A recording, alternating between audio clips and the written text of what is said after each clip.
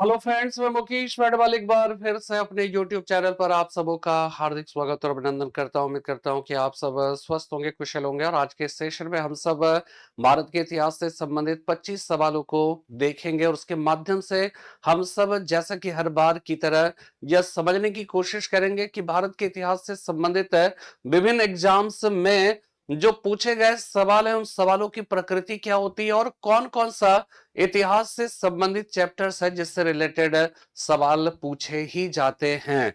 तो फिलहाल फटाफट जुड़ते चले जाइए। और जैसे कि आप सब जान रहे हैं कि एक त्योहार का सेशन चल रहा है, त्योहार का सीजन चल रहा है और इस त्योहार को सब लोग जो है बड़े धूमधाम से जरूर मनाइए।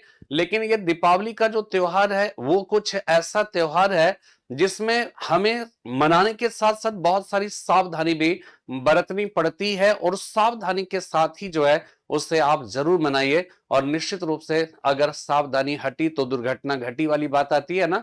तो जस्ट लाइक आपको क्या है कि सावधानी बरतते हुए इस त्योहार को बनाना है, खुशियों से अपनी जिंदगी को भरना है। और बेहतर कह सकते हैं कि एक अंधकार में जो हमारा कहीं ना कहीं जो उस दीपावली की जो रोशनी है उस रोशनी से आपके अंधकार में जीवन में रोशनी ही रोशनी जो है वो बिखर जाए, इस बात की शुभ कामना के साथ मैं आज के सेशन की शुरुआत करता हूं। और जैसे कि हमने आपको बताया कि जो 25 सवाल है उस 25 सवाल के माध्यम से हम सब भारत के इतिहास को समझने की कोशिश करेंगे। तो चलिए आज के सेशन का पहला सवाल लेते हैं। पहला सवाल है कि भारत का सबसे बड़ा हड़प्पाई पुरा स्थल कौन सा है? आलमगीरपुर हो गया, कालीबंगा, लोथल, राखी गढ़ी। आपको बताना है भारत का सबसे बड़ा हड़प्पाई पुरा स्थल यानी सिंधु घाटी सभ्यता से संबंधित है लगभग 1000 से ज्यादा साइट्स का उत्खनन हो चुका है। लेकिन इसमें सबसे बड़ा कौन सा है इसके बारे में बताना है कि भारत का सबसे बड़ा हड़प्पाई पुरा स्थल कौन सा है। आलमगीरपुर, कालीबंगा, लोथल और राखीगढ़ी। ठीक है, आप सब का जो जवाब रिफ्लेक्ट होके आ रहा है इसमें यह ध्यान रखिएगा कि बहुत दिनों तक, ठीक है, जैसे मोहगरादो है ना, मोहनजोदड़ो, गणेरी, मोहनजोदड़ो, हड़प्पा, हड़प्पा हो गया, गणेरी वाला हो गया, इसके बाद राखी गढ़ी और इसके बाद धौलावीरा। ये क्रम था, यानी सबसे बड़ा जो हड़प्पाई पूरा स्थल था वो कौन सा था? मोहनजोदड़ो। मोहनजोदड़ो के बाद हड़प्पा, इसके बाद गणेरी वाला, इसके बाद राखी गढ़ी, इसके बाद धौलावीरा, यानी चौथे स्थान पर राखी गढ़ी था। लेकिन हालिया जो है कह सकते उत्खनन के दौरान राखी गढ़ी से बहुत सारे ऐसे प्रमाण मिले जिसके आधार पर मोहनजोदड़ो से ज्यादा क्षेत्रफल पर फैला हुआ राखी गढ़ी था। इसलिए राखी गढ़ी अब यहां से निकलकर जो है वो क्या यहां पे आ गया? पहले नंबर पे। अब मोहनजोदड़ो जो क्षेत्रफल के दृष्टिकोण से सबसे बड़ा हड़प्पाई पुरा स्थल हुआ करता था, अब उसका स्थान दूसरा हो गया और पहला स्थान किसका हो गया? राखी गढ़ी का। इस बात को ध्यान में रखना, यह हरियाणा के जिंद जिले में स्थित है राखी गढ़ी, हरियाणा के जिंद जिले में। तो इसलिए इसका सही जवाब राखी गढ़ी होगा, इस बात को ध्यान में रखना है। दूसरे नंबर सवाल पे आते हैं कि निम्नलिखित में से वह कौन सी ऐसी नदी है जिसे ऋग्वेद में माते तमा या देवी तमा और नदी तमा संबोधित किया गया है? सिंधु, सरस्वती, वितस्ता, यमुना। आपको बताना निम्नलिखित में से वह कौन सी नदी है जिसे ऋग्वेद में माते तमा, देवी तमा, नदी तमा संबोधित किया गया है? सिंधु, सरस्वती, वितस्ता, यमुना। ठीक है, सिंधु, सरस्वती, वितस्ता, यमुना, इसमें कौन सा सही जवाब है? ठीक है, आप सब जो है जो बता रहे हैं बिल्कुल सही जवाब है सरस्वती। जो है वो क्या है कि इसका सही जवाब है सरस्वती। देखिए ये ध्यान रखना है कि ऋग्वेद है ना, ऋग्वेद, ये ध्यान रखना है कि ऋग्वेद में जो 10वां मंडल है, ठीक है, 10वें मंडल का जो 75वां सूक्त है, उस 75वें सूक्त में नदी सूक्त है, एक सूक्त है नदी सूक्त है। इस नदी सूक्त में 25 नदियां जो है वो क्या है कि बताई गई है। आपको पता है कि सप्त सैंधव क्षेत्र, सप्त सैंधव क्षेत्र जो है वो ऋग्वेद काल में काफी ज्यादा प्रसिद्ध था। और ये सप्त सैंधव क्षेत्र सिंधु, सरस्वती और सिंधु की 5 सहायक नदियों का क्षेत्र हुआ करता था। और सिंधु की जो 5 नदियों का क्षेत्र है ना, उन 5 नदियों के क्षेत्र में ये ध्यान रखिएगा कि उसमें जो है वो कौन कौन सा जो है 5 नदी है, कौन सी 5 नदी बहुत ही इंपॉर्टेंट है। उसका प्राचीन नाम क्या था, ऋग्वेद में उसे किस नाम से पुकारा गया? तो झेलम हो गया वितस्ता, चिनाब हो गया अस्किनी, रावी हो गया परुष्णी, शतुद्री या सतलज हो गया, व्यास नदी हो गया विपाशा, ये 5 नदियां, और साथ में सिंधु और सरस्वती, ये 7 नदियों का जो क्षेत्र है वो क्षेत्र ऋग्वैदिक काल में आर्यों की गतिविधियों का मुख्य केंद्र था। इसीलिए सप्त संदक क्षेत्र का बहुत बार उल्लेख ऋग्वेद में मिलता है। तो इसमें यह कहा जाता है कि जो सिंधु नदी है ना, अगर आपसे यह पूछा जाए कि ऋग्वेद के नदी सूक्त में जिन 25 नदियों की जानकारी मिलती है में आर्थिक दृष्टिकोण से सबसे महत्वपूर्ण नदी जो है वो कौन सी नदी थी? सिंधु नदी। इस सिंधु नदी को इसीलिए हिरण्यानी नदी कहा गया। लेकिन नदियों में सर्वोत्तम नदी जो है वो कौन सी थी? सरस्वती, यानी कि ये पवित्रता के दृष्टिकोण से सर्वाधिक पवित्र नदी थी, इसीलिए इसे नदी तमा यानी नदियों में उत्तम कहकर पुकारा गया। इसे देवी तमा या फिर जो है माते तमा कहकर भी पुकारा जाता है। ठीक है, तो दूसरे नंबर सवाल का जवाब क्या हो गया? 2 का बी हो जाएगा। नेक्स्ट है, बुद्ध ने 4 आर्य सत्यों का प्रतिपादन किया। नीचे दिए गए कूट का प्रयोग करके उन्हें सही क्रम में रखिए। ठीक है, आप सब सही क्रम में रखने की कोशिश करिए। तब तक मैं आपको यह बता दूं कि महात्मा बुद्ध ने सारनाथ के, ठीक है, ऋषि पत्तन के मृगदाव नामक उद्यान में, ठीक है, सारनाथ के मृगदाव नामक उद्यान में उन्होंने जो है 5 ब्राह्मण भिक्षुओं को, ठीक है, 5 ब्राह्मण भिक्षुओं को उन्होंने अपना सर्वप्रथम उपदेश दिया था, जिससे कि बौद्ध में धर्म चक्र प्रवर्तन कहकर पुकारा जाता है। धर्म चक्र प्रवर्तन कहकर पुकारा गया। और इस धर्म चक्र प्रवर्तन में यह ध्यान रखना है कि चत्वारी आर्य सत्यानी, ठीक है, चत्वारी आर्य सत्यानी का मतलब हो गया 4 आर्य सत्य की बात की गई है। और इस 4 आर्य सत्य में उन्होंने प्रथम उपदेश में जो दिया, देखिए महात्मा बुद्ध के संपूर्ण जो है अगर फिलॉसफी का अगर केंद्र देखिएगा, उस केंद्र बिंदु में यानी उनके सम्मुख जो दुनिया की सबसे बड़ी चिंता या सबसे बड़ी जो समस्या जिसका वो सवाल ढूंढना चाहते, जिसका जवाब ढूंढना चाहते थे, वो था कि इस दुनिया में दुख क्यों है, दुखों से कैसे मुक्ति मिल सकती है, ये सबसे बड़ा सवाल था। और इसी वजह से उन्होंने जब गृहस्थ जीवन में जिया उसके सवाल को ढूंढने की, उस जवाब को ढूंढने की कोशिश की, लेकिन उसमें उन्हें सफलता नहीं मिली। तब उन्होंने रिनंसिएशन किया, द ग्रेट रिनंसिएशन किया। इसके बाद वो भटके, इसके बाद फिर उन्होंने जो है 6 वर्ष की घनघोर तपस्या की। और इसके बाद फिर जो है कहा जाता है कि बाद में 49 दिन और उन्हें तपस्या करनी पड़ी। और 49वें दिन उन्हें जो है वो क्या हुआ कि संबोधि की प्राप्ति हुई, यानी उन्हें ज्ञान की प्राप्ति हुई।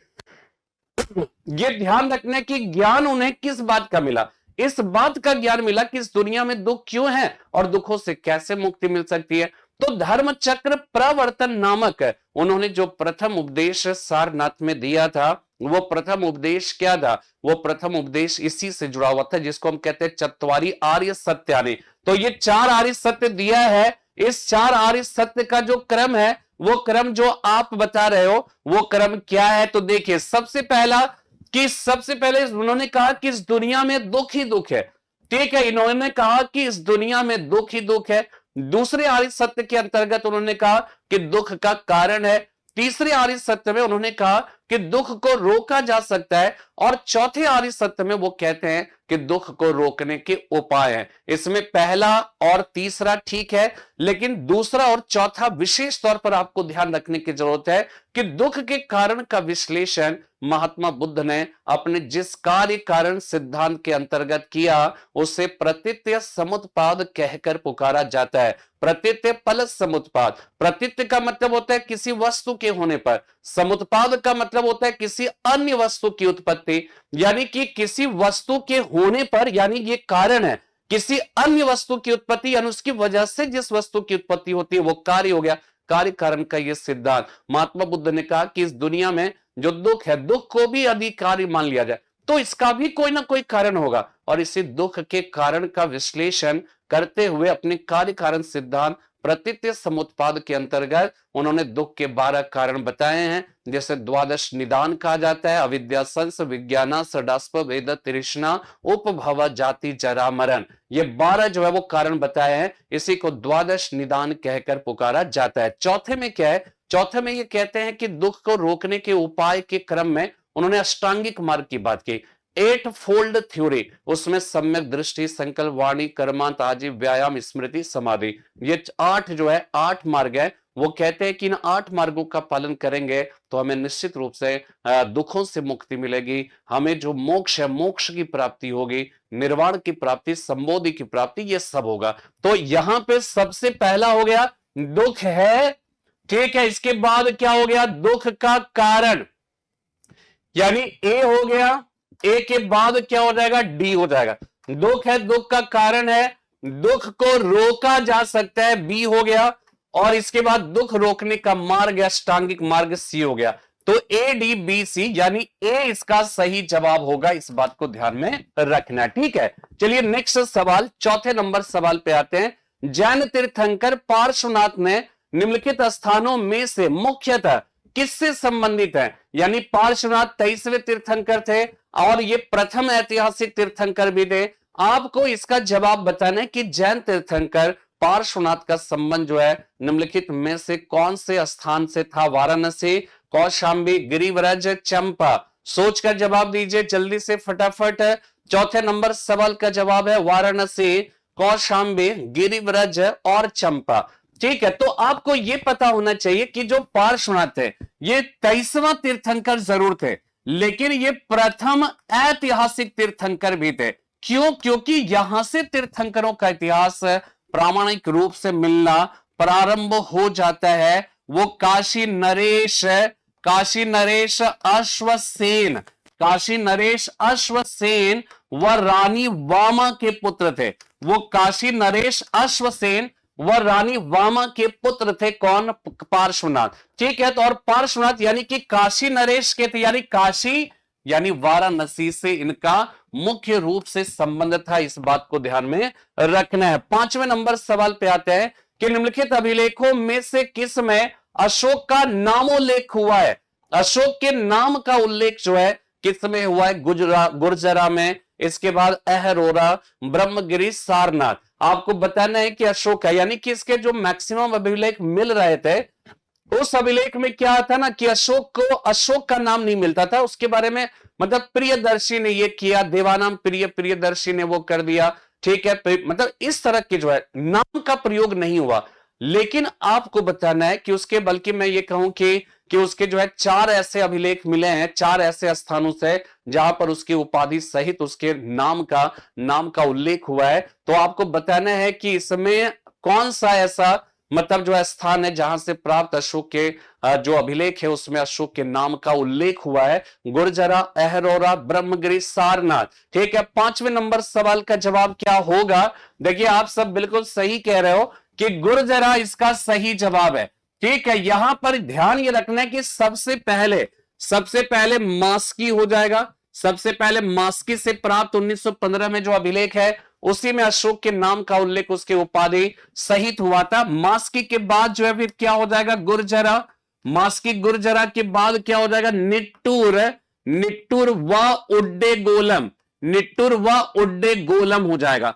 इसमें याद रखना है कि रायचूर जो है ना ये कर्नाटक के रायचूर जिले में, सॉरी मास्की जो है कर्नाटक के रायचूर जिले में। गुर्जरा की बात आती है तो यह मध्य प्रदेश के दतिया जिला। निट्टूर व उड्डेगोलम की बात आती है तो यह बेलारी जिला कर्नाटका में स्थित है, इस बात को ध्यान में रखना है, ठीक है। बेलारी जिला कर्नाटका, ये अपने आप में महत्वपूर्ण है। छठे नंबर सवाल पे, इनमें से कौन से आयुर्वेदाचार्य ने तक्षशिला विश्वविद्यालय में शिक्षा प्राप्त की थी? बहुत ही अच्छा बेहतरीन सवाल है। सुश्रुत हो गए, इसके बाद वाग्भट, चरक हो गए और जीवक हो गए। इनमें से वो कौन से ऐसे आयुर्वेदाचार्य थे जिन्होंने तक्षशिला विश्वविद्यालय में शिक्षा प्राप्त की थी? जल्दी से बताइए इसका सही जवाब क्या होगा? सुश्रुत, वाग्भट, चरक, जीवक। आप सबको जो है आप लोग इसका जवाब ढूंढिए, तब तक मैं कुछ बातें और बताऊं कि सुश्रुत जो है इन्होंने एक पुस्तक लिखी थी जिसका नाम था सुश्रुत संहिता, ठीक है, जिनका नाम क्या हो जाएगा? सुश्रुत संहिता।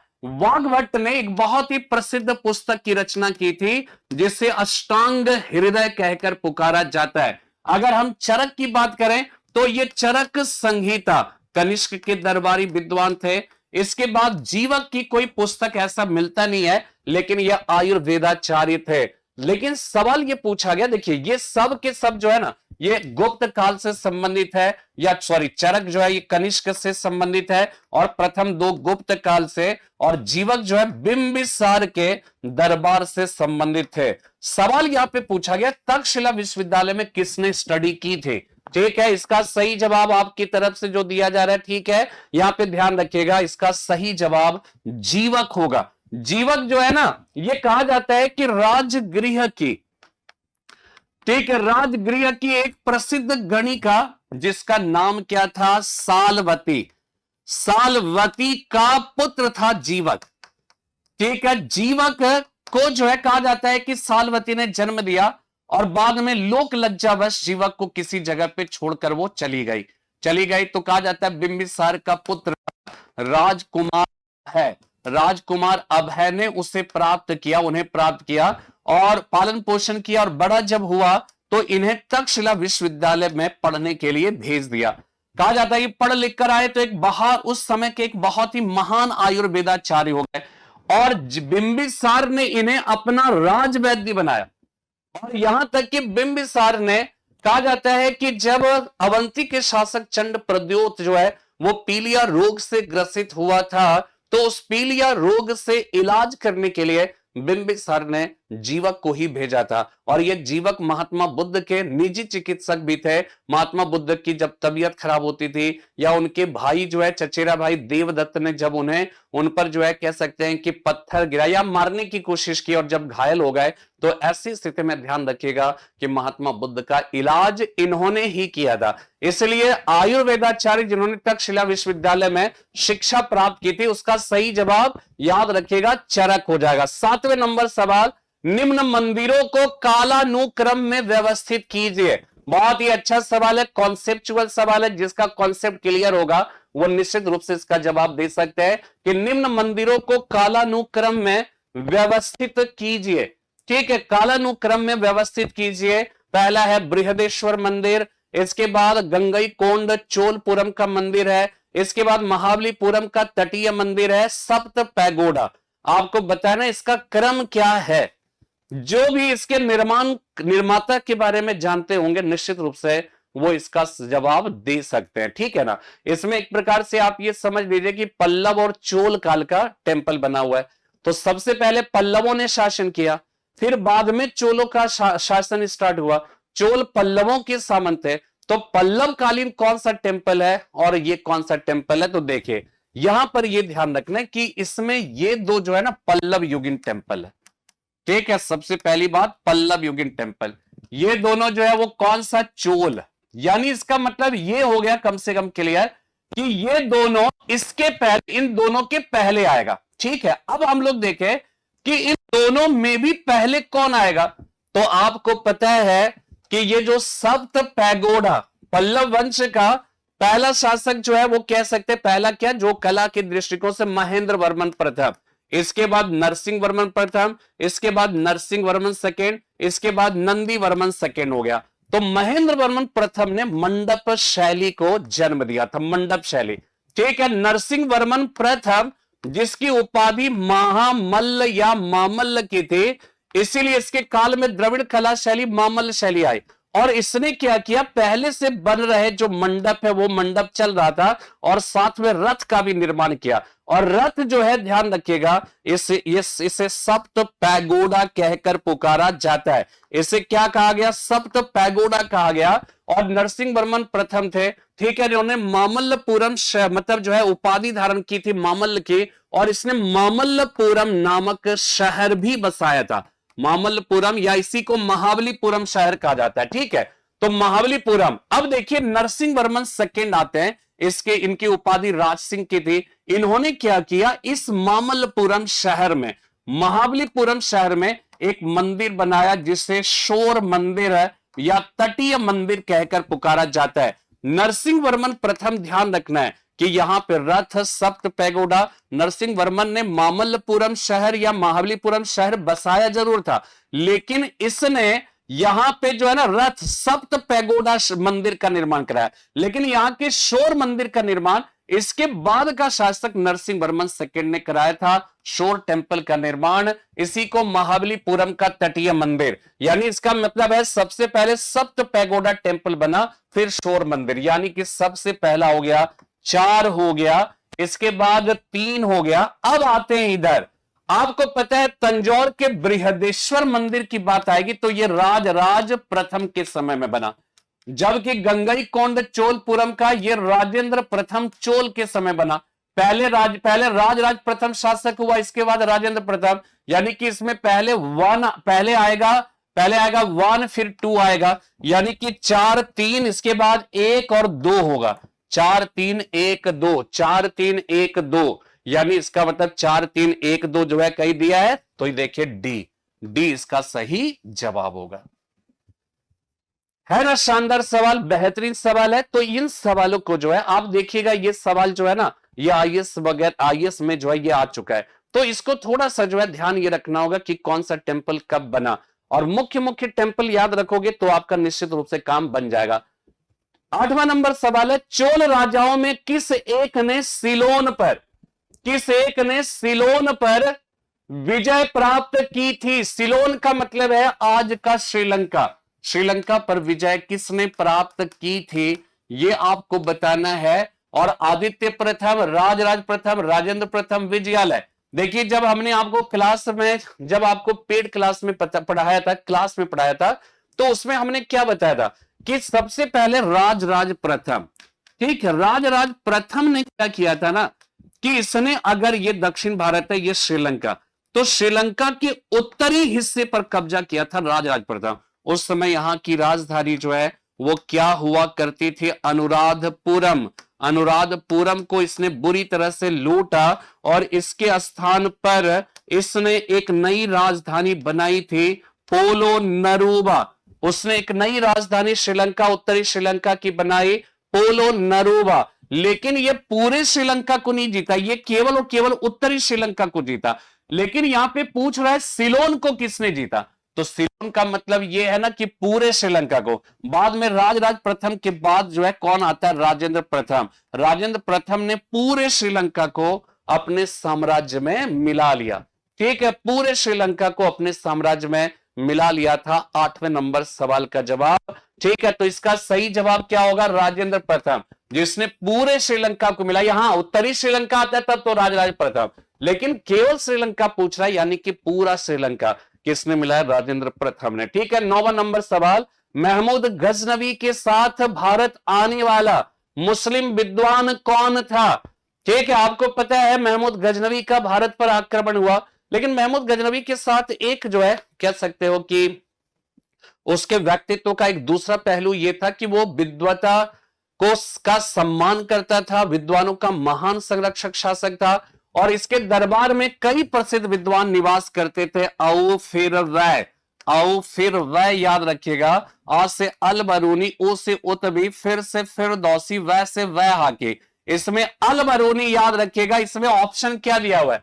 अल बरूनी दिया हुआ है। तो अल बरूनी महमूद गजनवी के साथ भारत आया, और अल बरूनी ने भारतीय भ्रमण के दौरान हासिल अपने जो अनुभव थे, जो जानकारी थी, उन्होंने इसे किताबुल हिंद नामक अपनी अरबी भाषा में रचित पुस्तक में इसको जो है वो क्या की जगह दिया। इसे तारीखे हिंद भी कहा जाता है, या तहकीके हिंद, इसे तहकीके हिंद भी कहकर पुकारा जाता है, ठीक है। अलबरूनी जो है ये ध्यान रखना है कि ये भारत का प्रथम मुस्लिम भारतविद, यानी भारत को जानने वाला पहला मुस्लिम विद्वान, ये पुराणों का अध्ययन करने वाला पहला मुस्लिम विद्वान था। पहला मुस्लिम विद्वान जिसने पुराणों का अध्ययन किया था, याद रखिएगा, वो अल बरूनी हो जाएगा। अब्बू रेहान इसका मूल नाम था, इस बात को ध्यान में रखना है। 10वें नंबर सवाल, निम्नलिखित में से किसने प्रसिद्ध कुतुब मीनार के निर्माण में योगदान नहीं दिया था? बहुत ही अच्छा सवाल है। कौन सा ऐसा शासक है? 4 ऑप्शन दिया है। कुतुबुद्दीन ऐबक, इल्तुतमिश, गयासुद्दीन तुगलक, फिरोज शाह तुगलक है। आपको बताना है कि निम्नलिखित में से किसने प्रसिद्ध कुतुब मीनार के निर्माण में योगदान नहीं दिया? 10वें नंबर सवाल का जवाब क्या होगा? ठीक है, 10वें नंबर सवाल, निम्नलिखित में से किसने प्रसिद्ध कुतुब मीनार के निर्माण में योगदान नहीं दिया? कुतुबुद्दीन ऐबक, इल्तुतमिश, गयासुद्दीन तुगलक, फिरोज शाह तुगलक। तो इसका जवाब क्या होगा? इसका जवाब होगा गयासुद्दीन तुगलक। इसका कोई योगदान नहीं रहा। क्या इसके पीछे कहानी है कि देखिए, सबसे पहली बार कुतुब मीनार के निर्माण की बात सोची किसने? कुतुबुद्दीन ऐबक ने। ये 4 मंजिले का निर्माण कराना चाहता था, लेकिन पहले मंजिल के निर्माण के साथ ही उसकी डेथ हो गई। निर्माण कराना चाहता था 4 मंजिले का, लेकिन पहले मंजिल के निर्माण के साथ ही उसकी डेथ हो गई। इसके बाद इल्तुतमिश शासक बना, तो कुतुबुद्दीन ऐबक का जो अधूरा सपना था, उस अधूरे सपने को पूरा किया किसने? इल्तुतमिश। यानी कुतुबुद्दीन ऐबक ने इसका निर्माण कार्य प्रारंभ किया, लेकिन पूरा किसने कराया? इल्तुतमिश। ठीक है, 4 मंजिले के रूप में जो है ये क्या हो गया? खड़ा हो गया। इसके बाद क्या हुआ? फिरोज शाह तुगलक के समय में इस पर क्या है कि बिजली गिर गई। बिजली गिर जाने की वजह से इसकी चौथी मंजिल क्षतिग्रस्त हो गई। इसकी चौथी मंजिल जो है क्षतिग्रस्त हो गई और केवल 3 मंजिल बच गया। ठीक है, तो फिरोज शाह तुगलक ने इसका रिकंस्ट्रक्शन कराया। तो इस चौथे मंजिल के स्थान पर इसके, ये तो क्षतिग्रस्त हो गया, तो एक मंजिल मतलब फिर से बनाया गया और इसके ऊपर एक मंजिल और बनाया गया। तो इस प्रकार 5 मंजिली इमारत के रूप में ये आज खड़ा है कुतुब कॉम्प्लेक्स में। यानी कि देखिए, इसका योगदान है, इसका योगदान है, इसका योगदान, लेकिन गयासुद्दीन तुगलक का कहीं कोई योगदान नहीं है। ठीक है, ये आपको ध्यान में रखना है। नेक्स्ट सवाल पे आते, 11 नंबर सवाल, होली त्योहार के सार्वजनिक उत्सव में भाग लेने वाला दिल्ली सल्तनत का प्रथम सुल्तान कौन था? फिरोज शाह तुगलक, मोहम्मद बिन तुगलक, सिकंदर लोदी, इब्राहिम लोदी। तो होली त्योहार के सार्वजनिक उत्सव में भाग लेने वाला दिल्ली का प्रथम सुल्तान कौन था? फिरोज शाह तुगलक, मोहम्मद बिन तुगलक, सिकंदर लोदी, इब्राहिम लोदी। ठीक है, इसका सही जवाब क्या होगा? ध्यान रखिएगा, इसका जो सही, आप लोग सही जवाब दे रहे हो, मोहम्मद बिन तुगलक जो है इसका सही जवाब है। ठीक है, मोहम्मद बिन तुगलक के बारे में जान लीजिए कुछ बातें कि ये जो है ना दिल्ली सल्तनत का सबसे विद्वान सुल्तान। ये किसका उपासक था? बुद्धिवाद दर्शन का उपासक था, तर्क का पोषक था। ठीक है, इसके बाद मोहम्मद बिन तुगलक रिलीजियसली जो है इसने अपेक्षा के टॉलरेंस नीति का पालन किया।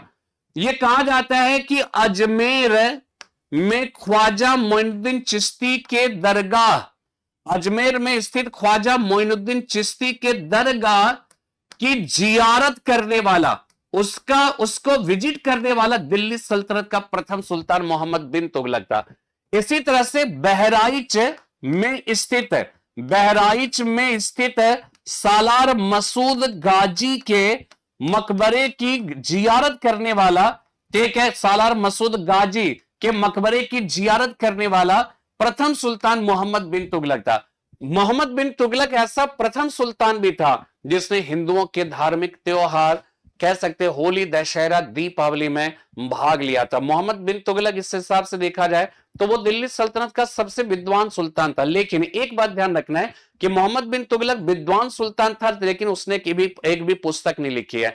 फिरोज शाह तुगलक दिल्ली सल्तनत का एकमात्र ऐसा सुल्तान है जिसने अपनी आत्मकथा लिखी थी, ऑटोबायोग्राफी। याद रखिएगा, उसे जो है फतवाते फिरोज शाही के नाम से पुकारा जाता है। इस बात को ध्यान में रखना, ठीक है। तो मोहम्मद बिन तुगलक होली, दशहरा, दीपावली में भाग लेने वाला। नेक्स्ट, निम्नलिखित में से कौन सा सुमेलित है?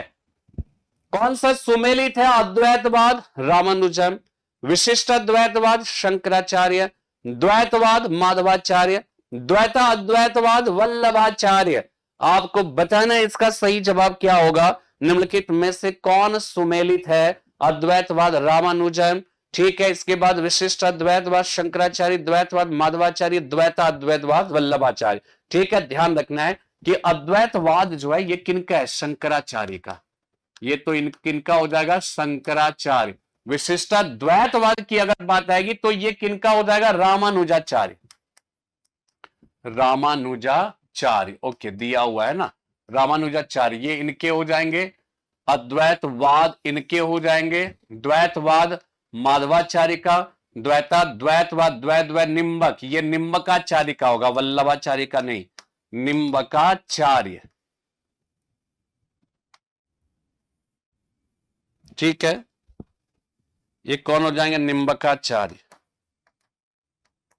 तो ये जो वल्लभाचार्य बच गए, ये किनके हो जाएंगे? तो ध्यान रखना है, शुद्धाद्वैतवाद। शुद्धाद्वैतवाद के जो है वो कौन हो जाएगा? वल्लभाचार्य। तो कौन? सुमेलित पूछ रहा है ना, तो सुमेलित यही दिख रहा है, तो यही इसका सही जवाब हो जाएगा। ठीक है, बहुत ही अच्छा सवाल है। नेक्स्ट 13 नंबर सवाल, चित्रकला की मुगल कलम भारतीय लघु चित्रकला की रीढ़ है।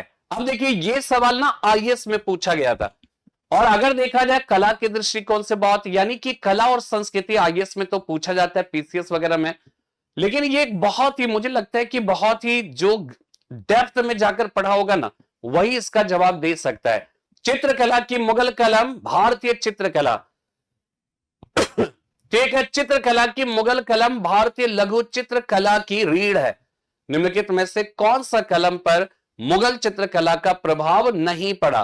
पहाड़ी शैली, राजस्थानी, ठीक है, कांगड़ा शैली, कालीघाट शैली। आपको बताना है किस पर मुगल चित्रकला का प्रभाव नहीं पड़ा था। 13 नंबर सवाल, पहाड़ी, राजस्थानी, कांगड़ा, कालीघाट।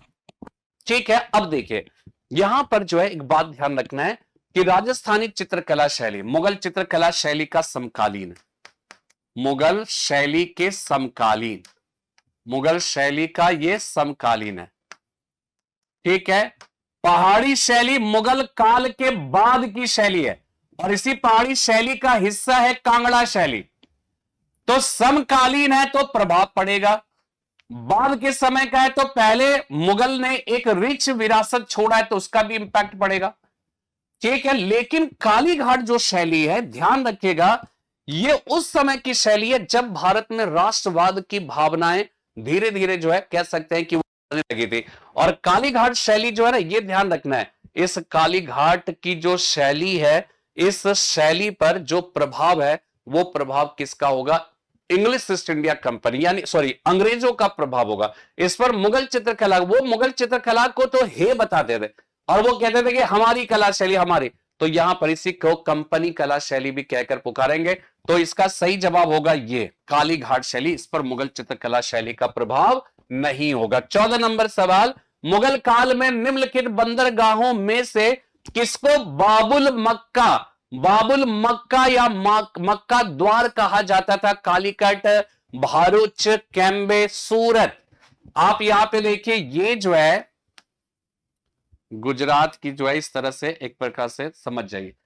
ठीक है, इसको एक मिनट रुक जाए।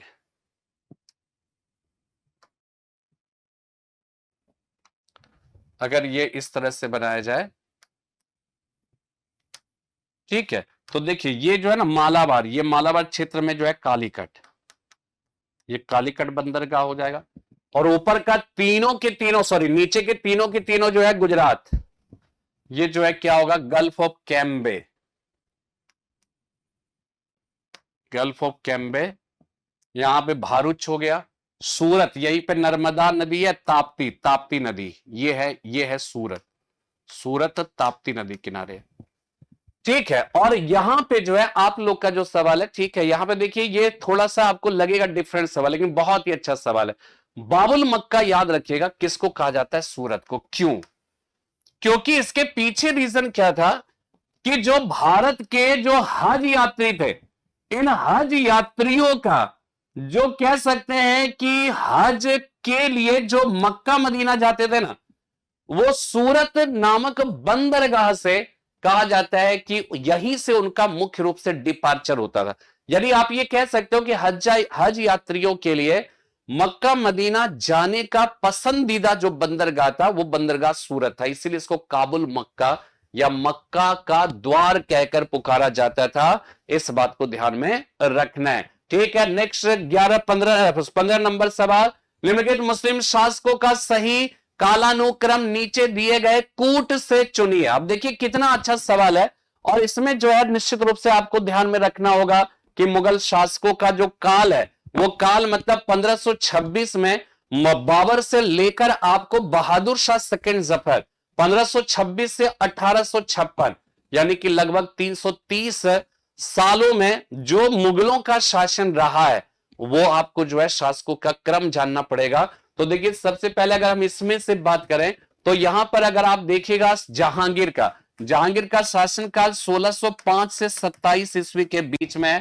ठीक है, मोहम्मद शाह रंगीला की अगर हम बात करें तो ये 1719 से 48 ईस्वी के बीच में। बहादुर शाह सेकंड की बात करें तो ये 1837 से 1858 ईस्वी के बीच में। और अहमद शाह अब्दाली की बात करें, आपको इनके बारे में कार्यकाल नहीं याद है, छोड़ रही है, इतना तो पता है ना, 1761 ईस्वी में पानीपत का तीसरा युद्ध हुआ था जिसमें अहमद शाह अब्दाली ने मराठाओं को पराजित कर दिया। अब देखिए इसको कैसे देखेंगे, तो सबसे पहले तो 3 हो जाएगा। ठीक है, सबसे पहले 3 हो गया। 3 के बाद आप देखिए मोहम्मद शाह 1761 तो यहां आएगा नहीं, इसका मतलब है पहले हो गया 2। इसके बाद देखिए बहादुर शाह सेकंड 1831 से 1858, यानी कि 1761 बीत चुका, यानी कि 1 होगा और इसके बाद 4, 3214, 3214 सी है और इस तरह से सी इसका सही जवाब होगा। ठीक है, ये ध्यान रखिएगा, ये इसका सही जवाब होगा। 16 नंबर सवाल, निम्नलिखित को उनके शासन काल के क्रम में व्यवस्थित कीजिए।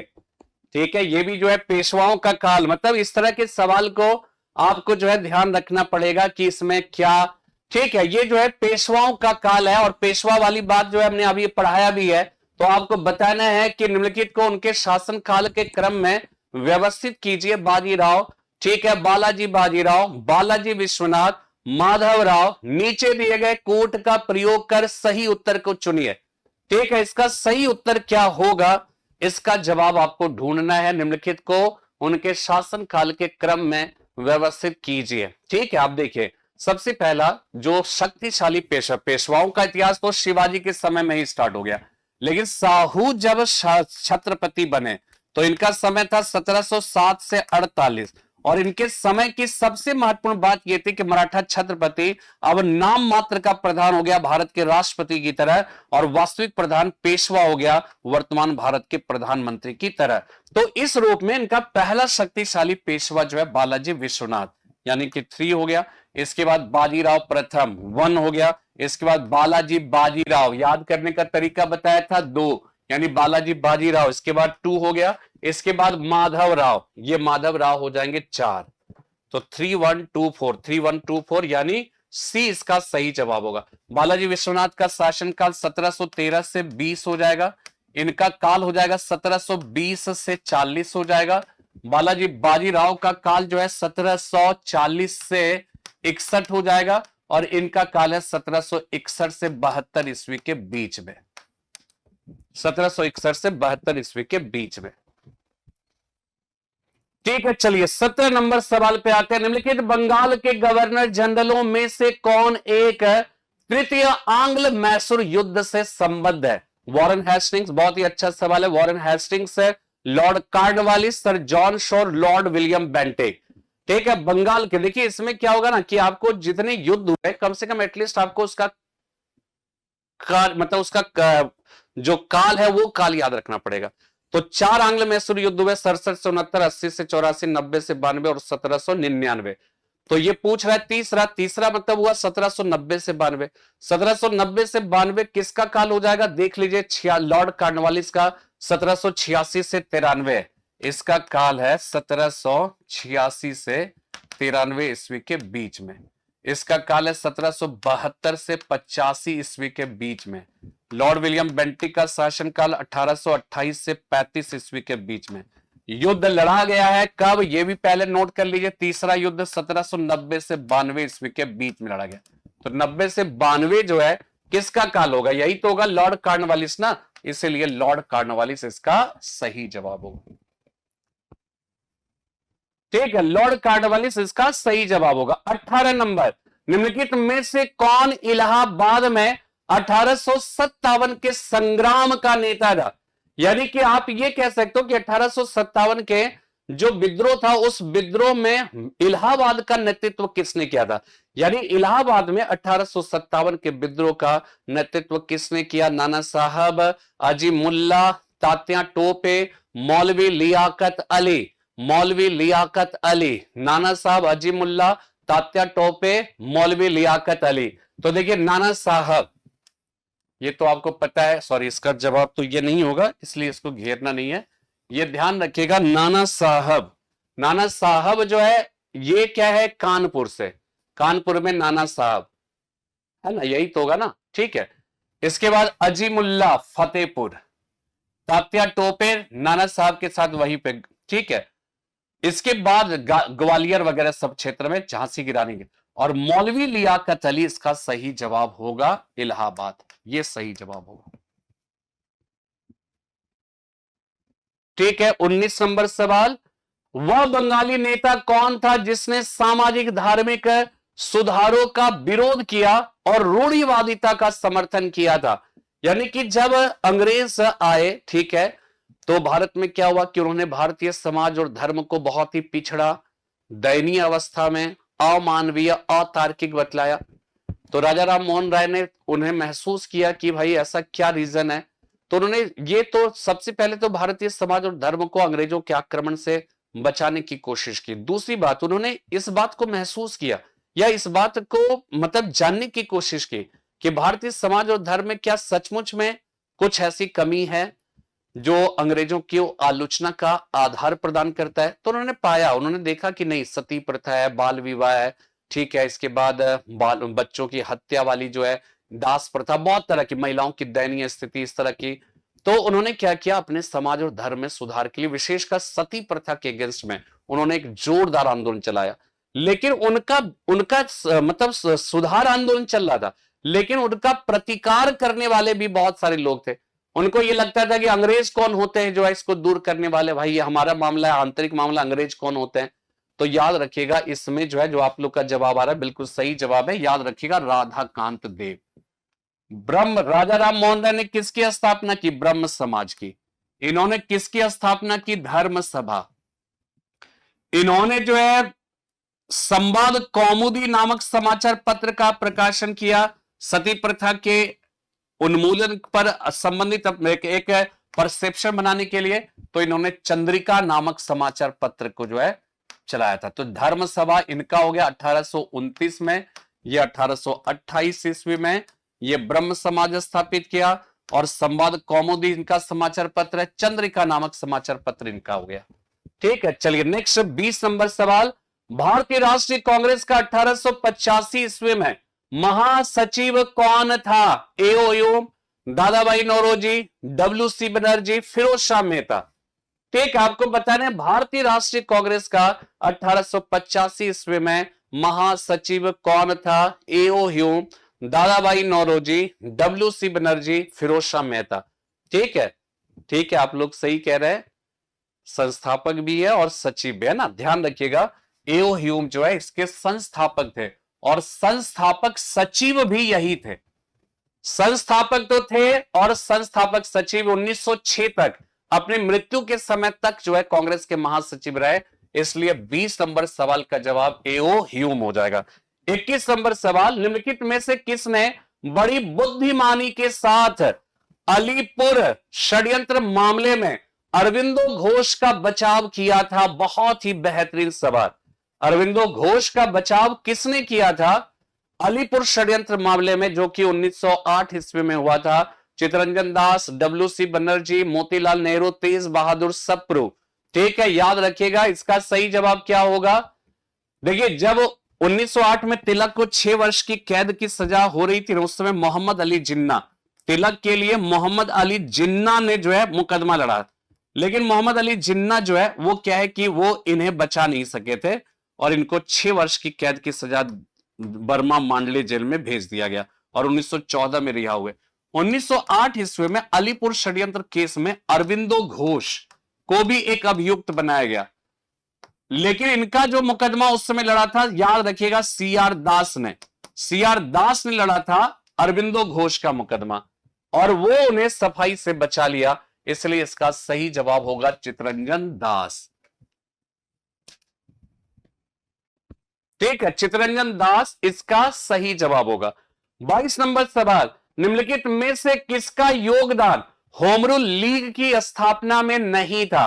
बाल Gangadhar Tilak, Annie Besant, M Subramania Iyer, H S ऑलकार्ट।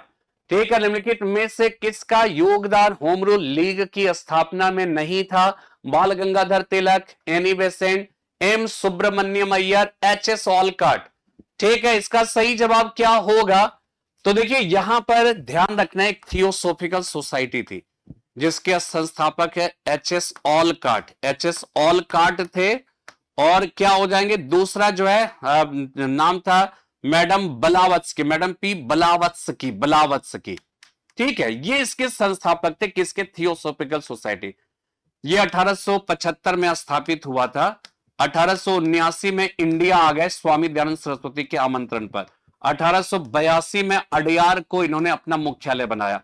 1906 में 1906 हाँ 1906 तक जाते जाते इन दोनों की डेथ हो गई, एच एस ऑलकट और बलावत्स्की की। तब एनी बेसेंट ने इसकी कमान संभाली। एनी बेसेंट ने कमान संभाली। इसके बाद एनी बेसेंट ने 1916 में होम रूल आंदोलन का नेतृत्व किया, होम रूल लीग की स्थापना की बाल गंगाधर तिलक के साथ। तो बाल गंगाधर तिलक इन दोनों संबंधित थे। एच एस ऑलकार्ट अगर आप देखिए तो एच एस ऑलकार्ट की जो है वो क्या है कि डेथ तो 1906 में ही हो गई ना, तो ये होम रूल आंदोलन से कैसे संबंधित हो सकते हैं? इसीलिए इसका सही जवाब एच एस ऑलकार्ट होगा। ठीक है, 23 नंबर सवाल पे आते हैं।